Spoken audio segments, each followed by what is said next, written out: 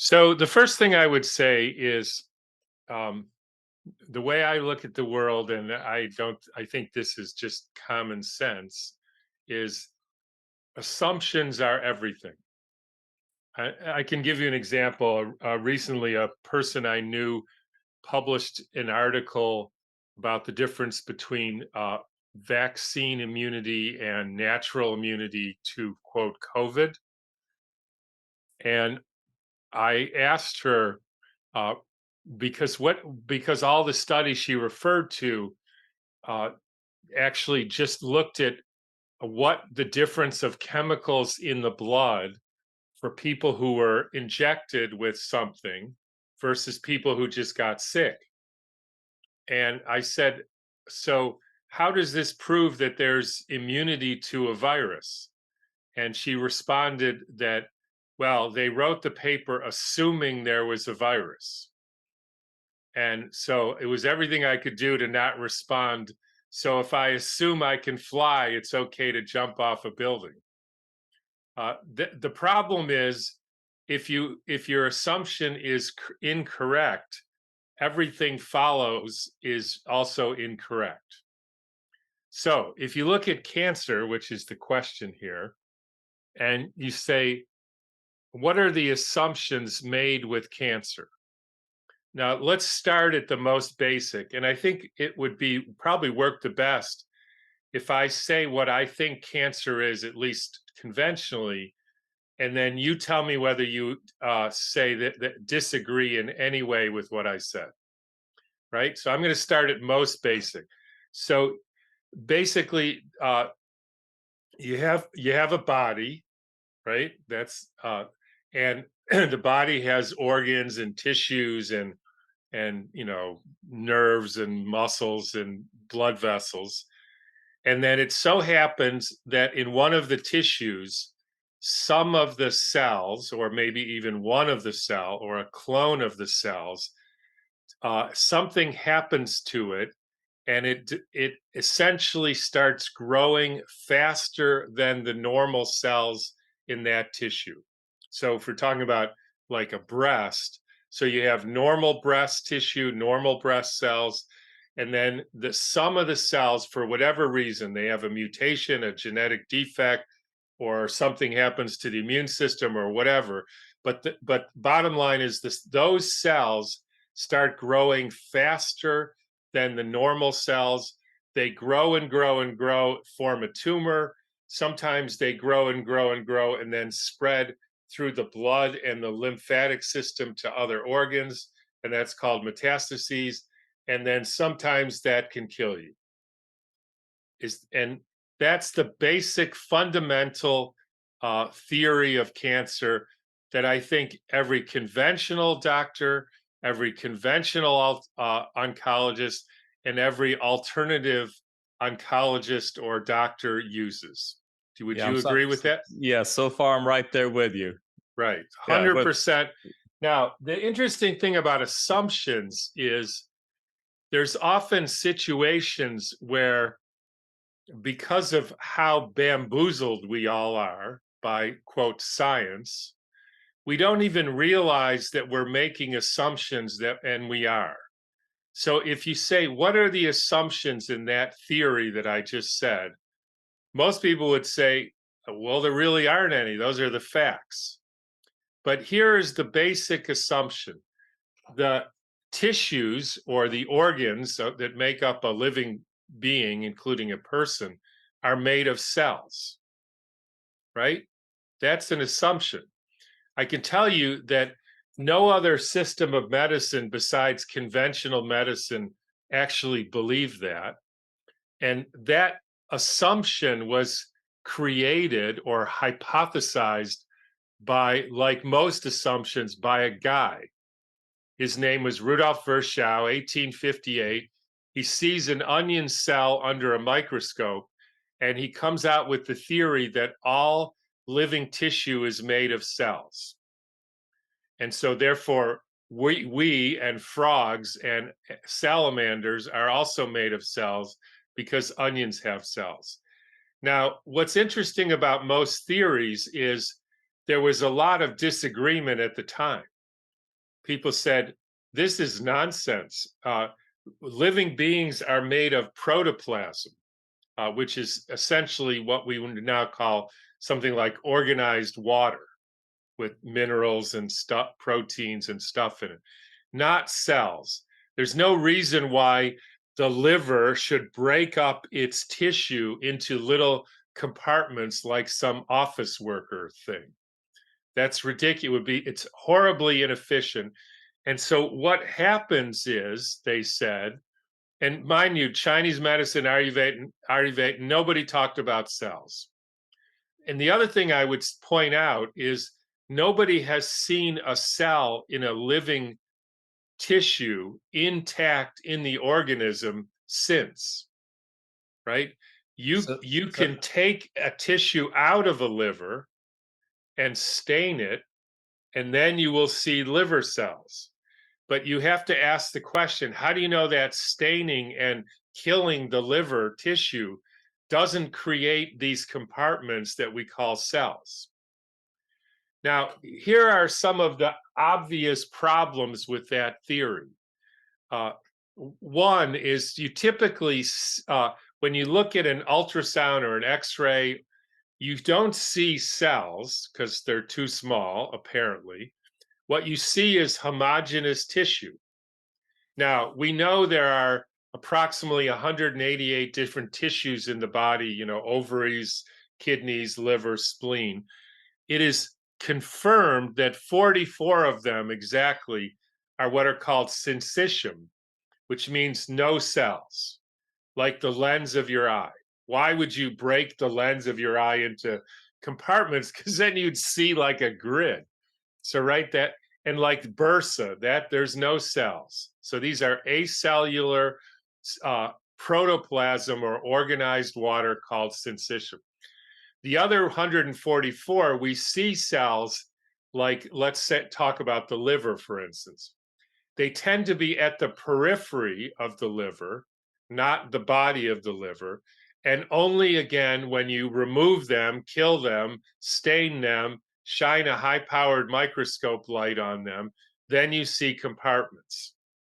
Now, here's the other problem with this cancer theory. So, when you talk about we're made of cells and the cells are dividing, and the cancer cells divide too fast, right? Now, division, we are told, mitosis, is because we have chromosomes, right? And the chromosomes, we're told, contain the DNA, which I can tell you isn't true, and I'll tell you how I know that. Uh, but the chromosomes are like this, and then they divide, and then they get pulled apart by the spindle, right? And then there's a division in the middle, and then you got two cells out of one. And then they tell us that, so normally there's these cells formed at the periphery of the liver, right? The body of the liver seems to be homogeneous tissue. And then at the edges, you get these little compartments with the chromosomes in it. And then with cancer, there's more and more of these compartments, but now the chromosomes aren't regular. They're all mixed up, right? Aneuploid, they got different number and they're broken and fused together, etc. And the shape of the cell is weird. They're not the right shape. They clump together. They don't respect the boundaries.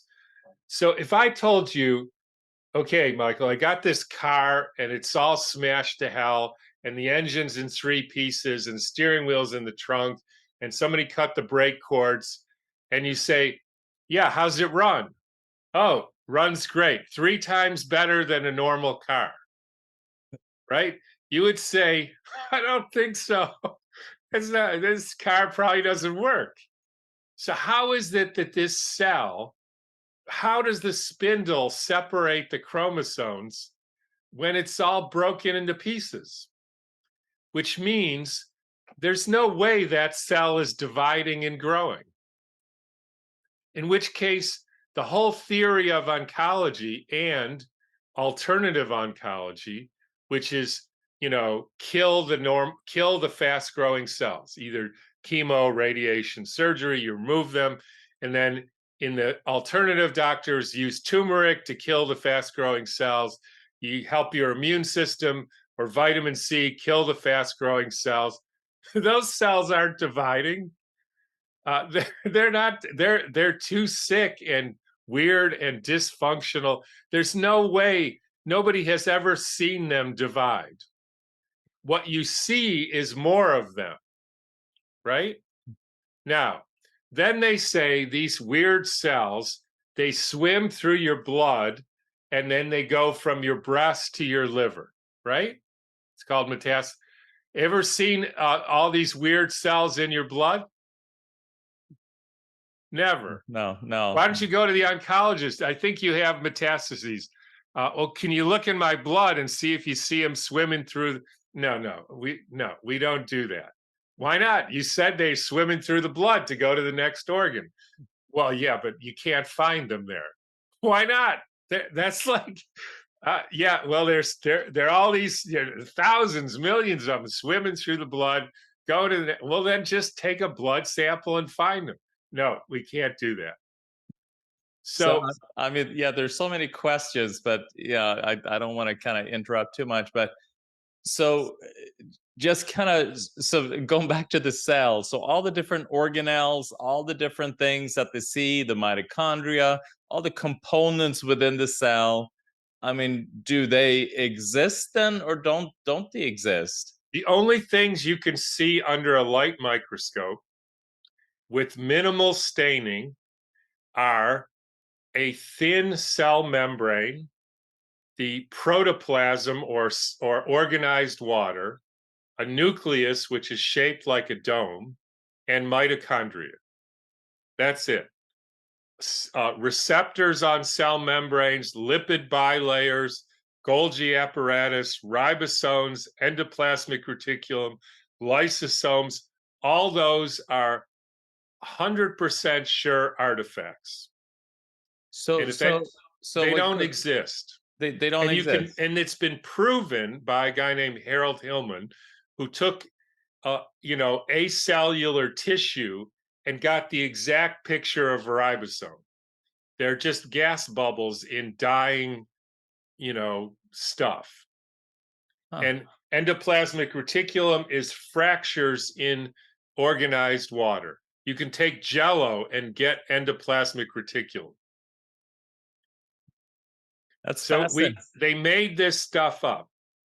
So the staining, what does it do then? Because I mean they're staining it, and then all of a sudden things. I mean, so you get dead tissue, because you're taking a piece of, let's say, the liver or kidney or whatever, and then you stain it, and then you No, have. they homogenize it, so they put it in a blender, and then they freeze it to 150 degrees below 0 centigrade, and then they put heavy metal stains on it, because what you see in an electron microscope is not the thing, it's the metal stain.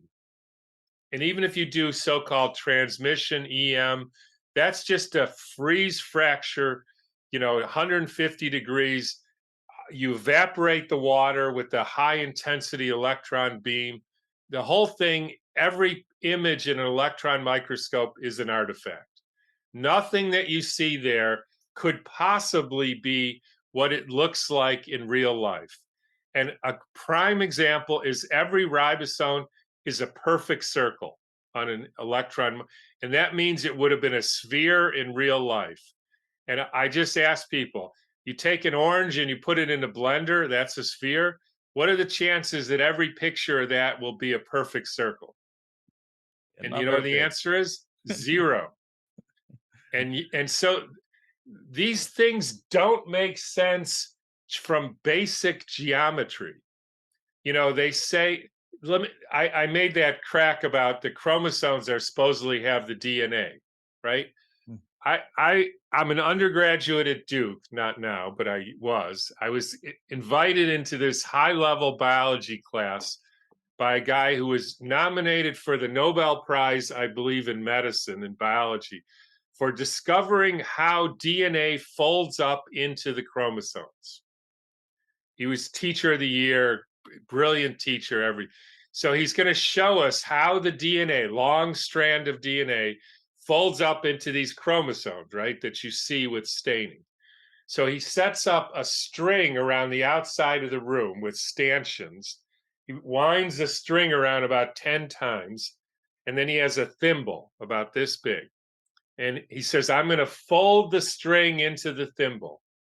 And by the way, if it was real life, it would be like 100 times around, right? The DNA. It's so long. So he starts folding in, and then he has a stick and he's stuffing it into the thimble. He gets about one time around, and then he can't fit any more in the thimble. And he says the miracle of life is that the life body knows how to put this DNA into this thimble. And everybody in the class, there's about 20 of them, stood up and cheered, oh, it's amazing. And I'm sitting there thinking to myself, what the hell? He just proved that this doesn't work. This is nonsense. They can't put that amount of stuff in that little chromosome. There's no way. In which case, I to this day, I don't know what's in those chromosomes, but it's not DNA. That So, to unfold it, get it back in there.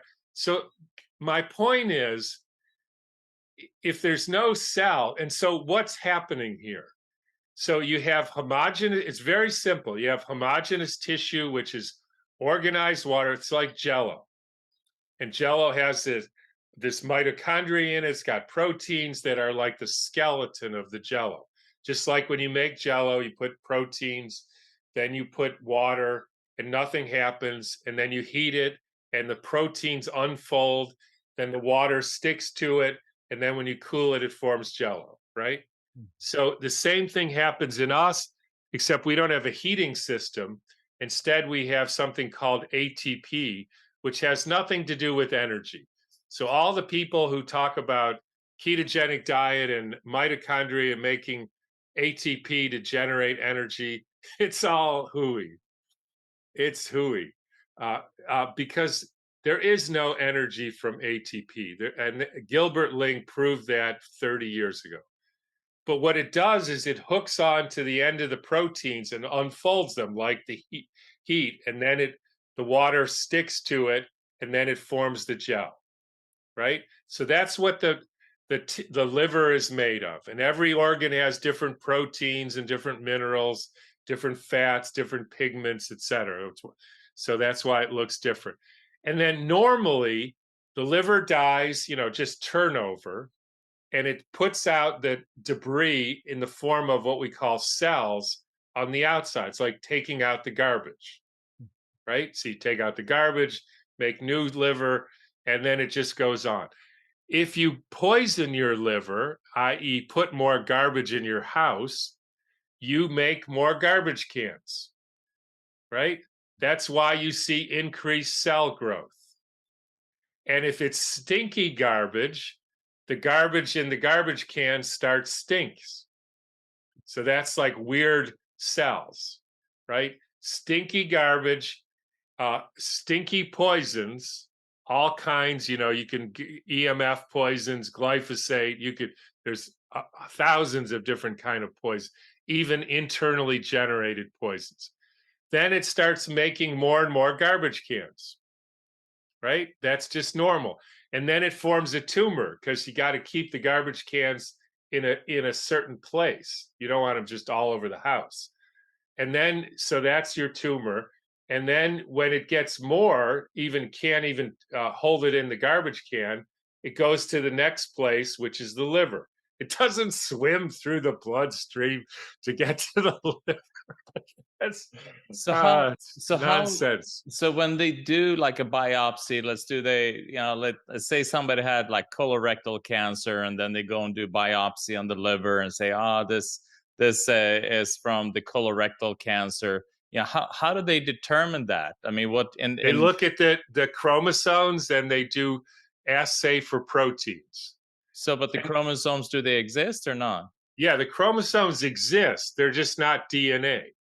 They're just broken pieces of antennas. Chromosomes have nothing to do with protein synthesis, like we're told, nor does DNA, which is why that whole model of you have a mutation and that creates abnormal protein growth. Turns out the proteins don't even come from the DNA. They're not coded for by genes. How do I know that? Because they say that every protein has a gene, right? That's what they say. One gene makes one protein. Then they do the Human Genome Project, 200,000 proteins, 20,000 genes. That means there's 180,000 that are unaccounted for by a code. And it seems like, modern doctors and biologists can't do arithmetic, because if they could, they would say, this doesn't work. There's something else, quote, coding for the protein, because 90% of them don't even have any code. And we've never seen a gene make an mRNA and then make a protein. And besides, the ribosomes don't exist. So there's nowhere for the mRNA to be made into protein, anyways. And besides that, we know that the nucleus has a membrane around it, which allows hydrogen, is impermeable to hydrogen ions. And so the mRNA, there's no way it can get in and out of that nuclear membrane, because it's 1,000 times bigger than hydrogen ions, which it's impermeable to. So then they invent a whirligig that attaches to the mRNA and then spins around and deposits it on the outside. And then if you say, let me see a picture of the whirligig, because I don't really believe it's there. No, you can't see a picture. Or they show you a computer generated image of some graphic art guy decided to make a picture of the whirligig. It's like the sodium potassium pump, the whole thing. There is no pump. And Ling proved that because he measured the sodium and potassium inside and outside. Then he stripped the membrane off, like stripping the membrane off gel. Same sodium potassium. 40 years ago, he did this. He said, look, there's no pump. So, so the voltage difference, the what is it, like 80 millivolt or whatever between outside membrane, inside? I mean, what is that? I mean, No, it's outside the tissue and inside the tissue. That's because the sodium is pushed to the outside and the potassium collects on the inside, not because of a pump, but because the organization of the gel, right, the protoplasm, is, I mean, amazingly organized. So it's like a mesh that exactly fits potassium, and sodium doesn't fit, so it gets excluded. And so there's no energy. It's a beautiful system for pushing something out and collecting something else. The difference in the ions creates the charge, which is life. And so all you have to do is have healthy water gels, and then you're fine. Your voltage is fine. You're full of life. If you poison your gels and scramble it and make it so it's the mesh isn't right, you lose the sodium potassium differential, and then you don't have a voltage, and then you're dead. And we call that cancer. And then the tissue tries to excrete this by increasing the debris stuff, which are called cells. So then you get more cells. Now, I can tell you, if you think like this, every single intervention that actually works makes sense. So why do you detoxify? Because you're being poisoned, and if you stop being poisoned, you make less cells. Why do saunas work? Hyperthermia, sweat lodges, because then you get rid of the debris in your water. You sweat it out. You know, everything you want to name, the Gerson diet, fasting, you get rid of the poison, then you make less cells. There's no cell growth, abnormal mutated cell. They're just debris. so help me also understand then, like, let's say, because we talk about the how a cancer cell produce energy differently than a normal cell. They go into the fermentation of like glutamine and sugar, and then you can then see this by, you know, that the cancer then needs more sugar in order to be able to survive because it has a, you know, There's it's no more. cells. Okay, just yeah, debunk me at the end. So you're seeing then the fermentation, and that, and you produce a lactate and all of that, and then you prove that in a way through pot scan or pot scan. Yeah, PET pot scans. pot is good too. PET scan, you know, where you have sugars and accumulated into the areas where tumors exist because it burns more sugar. So help me understand that component, if it's just kind of toxic debris versus some metabolically active tissue. So what's happening is because you've poisoned your mitochondria, right? And the predominant way, mitochondria are allegedly old bacteria, right? So antibiotics or anything that kills life will, radiation, etc., will poison your mitochondria, and then you can't respire and you have to ferment. And so then you ferment and start using sugar, and those will collect in the tissue, and you'll see increased sugar in the particular parts that are the debris. So how come it gets there so quickly? I mean, because I mean, you infuse that dye with the sugar solution, and boom, it's there, and you do the image. Because it's not a normal tissue with normal boundaries and normal water. It'll just permeate right in. Huh. So just to kind of and it sounds to me, because I know like in physics, you know, they have an observation, and then they create particles and name particles in order to be able then to explain the anomalies that they see, and then they just kind of build on that, and they obviously can't debunk what has happened in the past, because that would mean that you would bring a high esteemed scientist down into the ground saying that his research was not valued. So instead, you have to kind of build on the same and come up with a new, you know, subatomic particle in order to be able to explain the phenomenon that you're seeing. So it kind of sounds like that is what's been happening in biology as well. Yeah, there are no particles. So no, That's so a model. You hear that all the time, and it's all about the methods section. When you go looking, I hear people talk about quantum this and quantum that, and quantum bilocation, right? Or things are particles and waves at the same time, right? You hear that all the time. Uh, I don't buy it, because my experience of life is things are not in the same place. I mean, in different places at the same time, the same thing.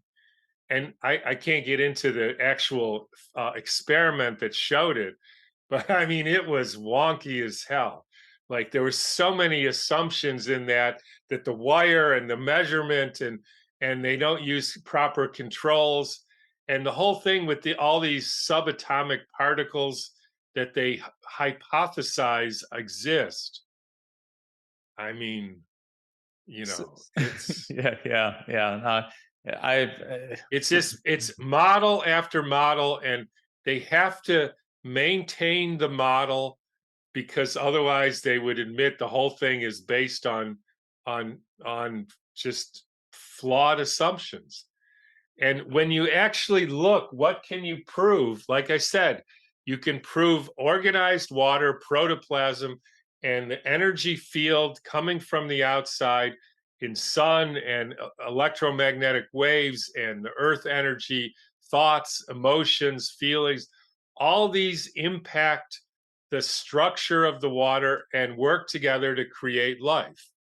And if you put abnormal electromagnetic field, like 5G single frequency or very few frequency high intensity waves, you create an abnormal structure, and the body will try to get rid of that. The way it does that is to create these garbage cans, which we call cells, We think, therefore, the cells are normal and they're metabolizing and growing. But what they really are, they answer your question, they're just leaky to sugar. It's just like it's like garbage cans with holes in it. And so the stuff collects in the garbage cans. And whenever anybody's thinking about, is this guy totally crazy? Just think about every therapy that's worked has always got to do with changing the water, cleaning your tissues, changing your emotional field, the way you see this, because those are the things that are real. Killing cells, you know how much that, I mean, I looked it up, the killing cell therapy, right? Chemotherapy, approximately 2% benefit, uh, according to the Australian government in a study in 2003. After 50 years, trillions of dollars, they get approximately 2% benefit, which even that isn't controlled versus the placebo effect of, well, we think this is going to help you, so people think maybe it will. You think you'd at least get 3% out of that, but they don't. They get 2%. So what are we seeing then? Let's say somebody's doing chemo or they do radiation, and then they see these tumors, this big garbage cans shrinking. What are we seeing then? I mean, some of these questions are hard to answer, but radiation is burning it, vaporizing it, right? Mhm. Chemotherapy, you're probably poisoning the cells of the tissue, so it can't. It basically poisons, so it just breaks down and gets taken away by the body. But then what happens? It's like giving an antibiotic or something or prednisone when you're sick. Then you can't make mucus, so you think you're better because you're not able to get rid of the mucus or the stuff in your lungs. Here, if you poison the tissue, now it can't even make cells. It just starts dying, like internally, so to speak. So it can't because fundamentally this cancer process is a therapeutic process, right? The cancer is the therapy, it's not the disease.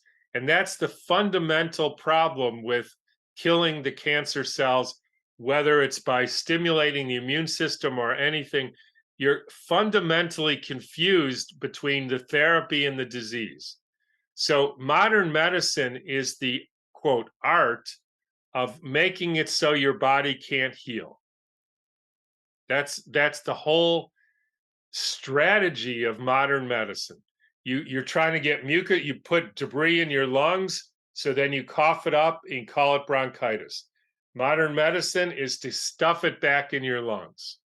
When you look into the Coley's therapy, he gave people stuff to make them have a fever and then they get rid of it. And the Gerson diet and the rife with changing the electromagnetic field, these are all perfectly in line with what I'm saying. And this other way is, it's just make believe.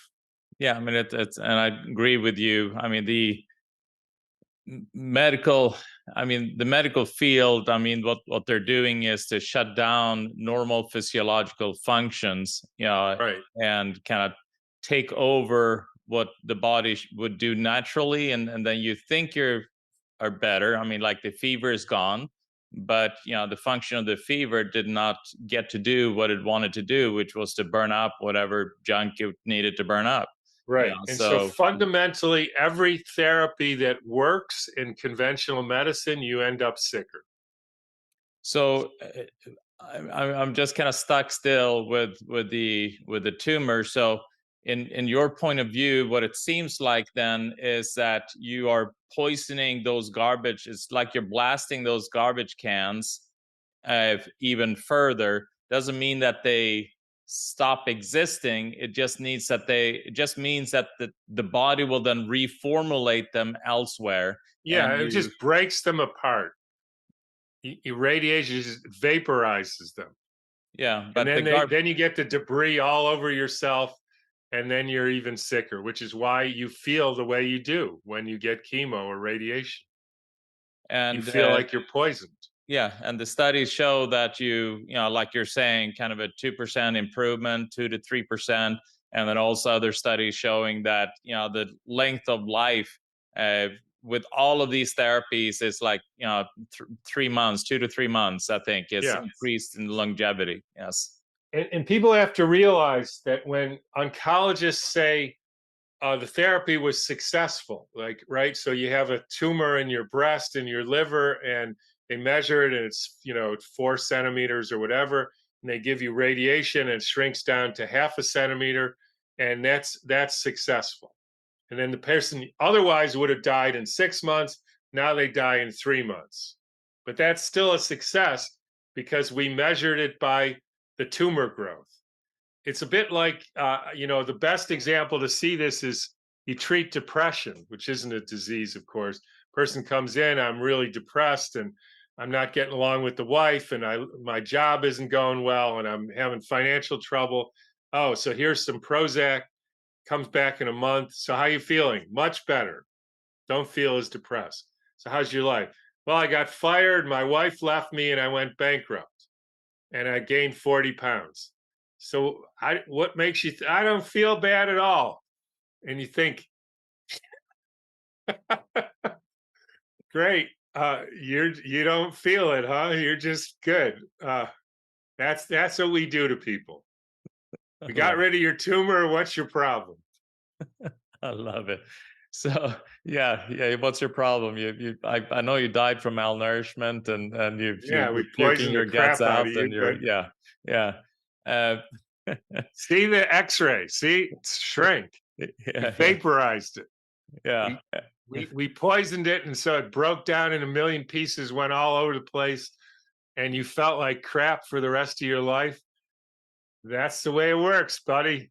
And not only that, uh, anybody who tells you different, they're a quack.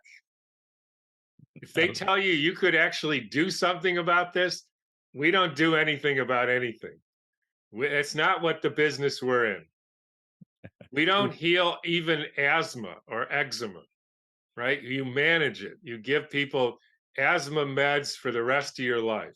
Get over it. I love it. So how what in your point of view, so what a person comes to you with cancer, I mean, what is your strategy? I mean, it sounds like, breathe fresh air, drink clean water, sweat, those type of things. I mean, what is your strategy? First of all, what we have to realize that this categorization of disease like cancer and et cetera, totally bogus. It is meaningless. Everybody has a story, right?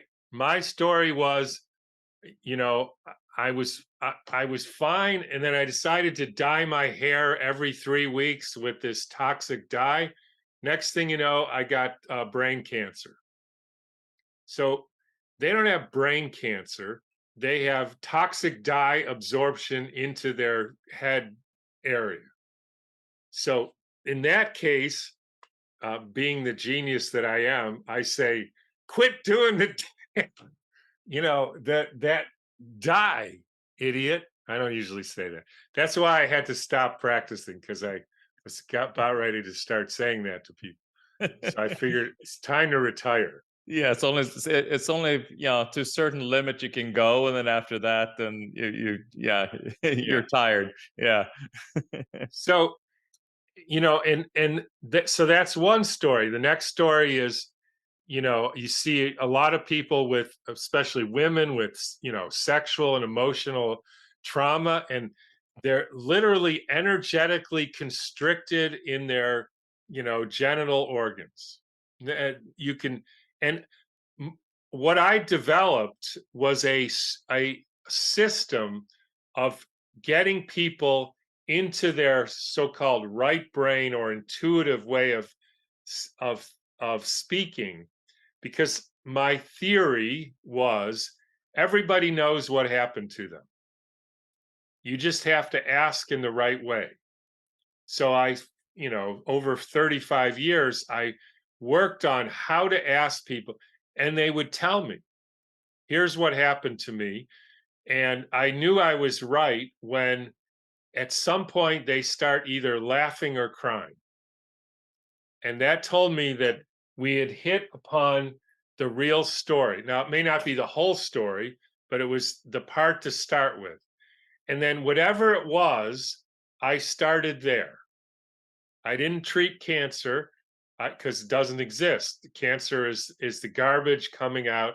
You got to know it's like you get a splinter in your finger and then you make pus. I didn't give people antibiotics for pus.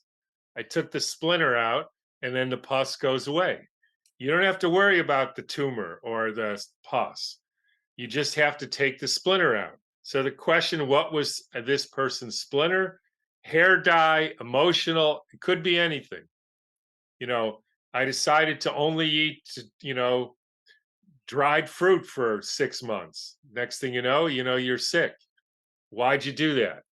I didn't ask why, but that's a whole different story. Um, and so I didn't there is no answer to how do you treat it generically, because there's no generic disease. There are individual stories, and I whatever the story was, I interfaced with that story. If it's hair dye, you stop the hair dye, you try to figure out something that gets rid of the hair dye from your brain.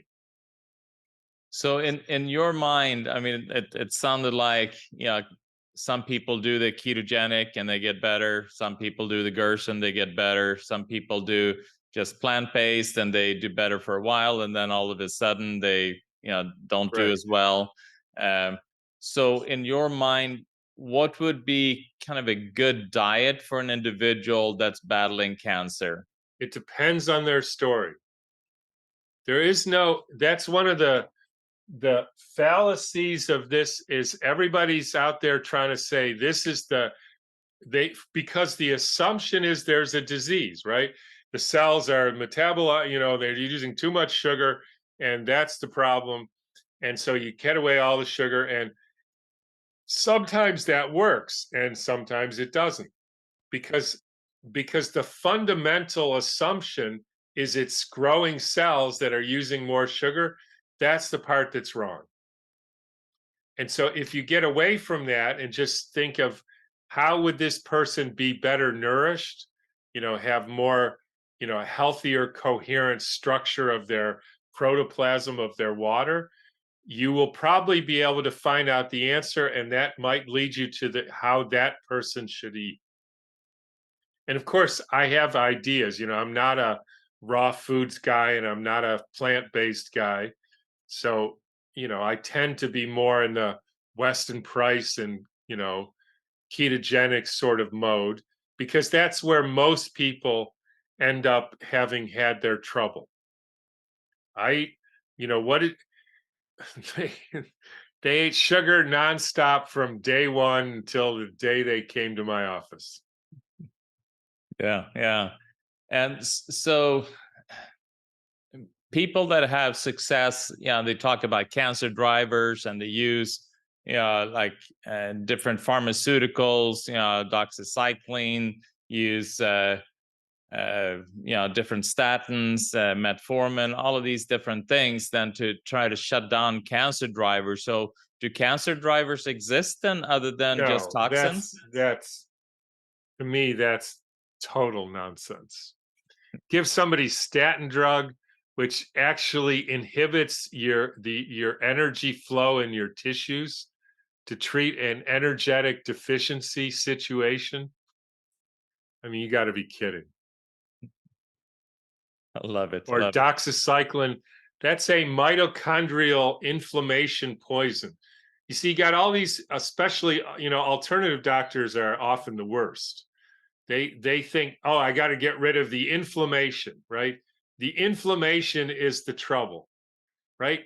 How are you supposed to get rid of something if not by inflammation?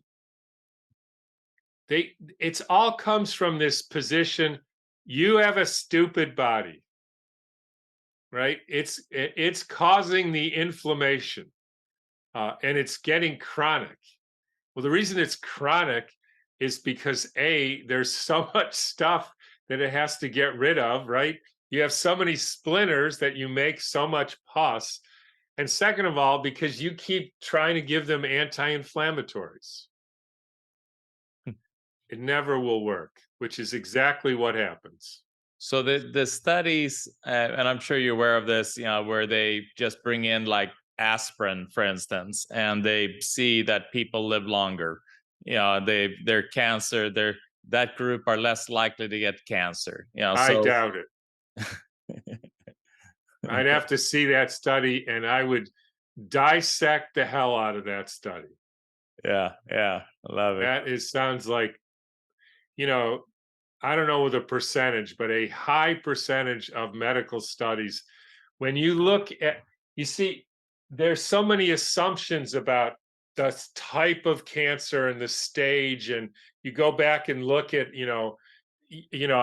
I remember reading a study of melanoma. They gave 20 slides of melanoma to the top 10 melanoma pathologists in the world, said melanoma or not. And they agreed about 51% of the time, which is the same as my cat would, because it's a yes or no question. And it turns out some of the pathologists tended to say they were all melanoma, and some of them said none of them were melanoma, and some of them were in the middle. And so the whole thing, it's like this works for COVID. Well, you have to define what COVID is first, and nobody can. So this works for, ovarian cancer. So what's the definition of that? Right? So you get into so many problems with the foundation of these studies that it ends up being almost always uncontrolled, assumption based nonsense. So, in your mind, then, what is the definition between ovarian versus breast versus liver? Is it just it is chromosomes that they're looking at, or what are they looking at? They're looking at chromosomes. That's what a pathologist looks at. Yeah. They look at the configuration of the chromosome. Cancer, by definition, is an aneuploid or not normal chromosome situation. And again, I only ask people to think, if the whole basis of cell division is pulling apart normal chromosomes, if you've got abnormal chromosomes, how does cell division happen? It's a good question. Good. Well, Well, so where can people go to learn more about this? If there's something that really intrigues them, is this one of your books? right now, what we did was started something called the New Biology Curriculum. Because what I'm saying here is we are all, the main poison we're faced with in the world right now is our so-called mental or mind poison, based on misconceptions, based on what I would call the old biology. Here's the way life works, here's the what we're made of, and all of it's fundamentally nonsense. So it's a little arrogant, but I came up with a new biology, and we have a curriculum, and you can go to our website, drtomcowan.com, and we're doing courses